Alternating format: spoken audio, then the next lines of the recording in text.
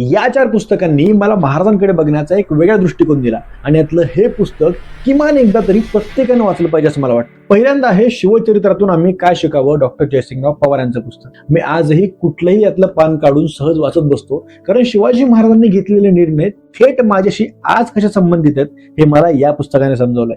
Doctor Hemantraje Gaikwad यांचं Shivaji Maharaj the greatest नावाचं पुस्तक. आपण शाळेमध्ये Akbar the great, Alexander the great शिकलोय, पण या सगळ्या सो कॉल्ड ग्रेट लोकांसोबत वेगवेगळ्या पॅरामीटर्सवरती तुलना केल्यावर शिवाजीराजे मात्र ग्रेटेस्ट कसे ठरतात हे आपल्याला हेमंतराजे गायकवाडांनी खूप सुंदर पद्धतीने पटवून दिलेलं आहे. नंतर आहे अ.रा. कुलकर्णींचं अशी होती शिवशाही नावाचं पुस्तक.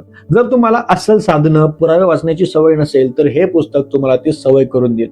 या पुस्तकातून शिवरायांचं स्वराज्य नेमकं कसं होतं, आपल्याला पडणारे छोटे मोठे प्रश्न म्हणजे देशमुखी म्हणजे काय, वतनदार कोण होते, अशा अनेक घटना यात अत्यंत सोप्या करून ते पण पुराव्यासहित सांगितलेलं आहेत. फायनली मोस्ट रेकमेंडेड पुस्तक आपल्या सगळ्यांचे आवडते निनाद बेडकर यांचं timeless management principles of Chhatrapati Shivaji and Bajirao. या पुस्तकानं मला शिवरायांच्या घटनांकडे वेगळ्या दृष्टिकोनातून बघायला खऱ्या अर्थानं शिकवलं. एखादं MBAचं पुस्तक तुम्हाला शिकवणार आणि अशा अनेक व्यवस्थापनाच्या गोष्टी तुम्हाला महाराजांची दाखले देत हे पुस्तक निनाद काका बेडेकरांचं शिकवतं. आणि अर्थात निनाद बेडेकरांनी ते लिहिले त्यामुळे ते अत्यंत सोपं आहे, अत्यंत साधं आहे. हे पुस्तक प्रत्येकानं किमान एकदा तरी वाचलंच पाहिजे. या 4ही पुस्तकांची लिंक माझ्या बायोमध्ये आहे. तुम्ही कमेंट किंवा DM केलात तरी तुम्हाला मी ती लिंक पाठवतो.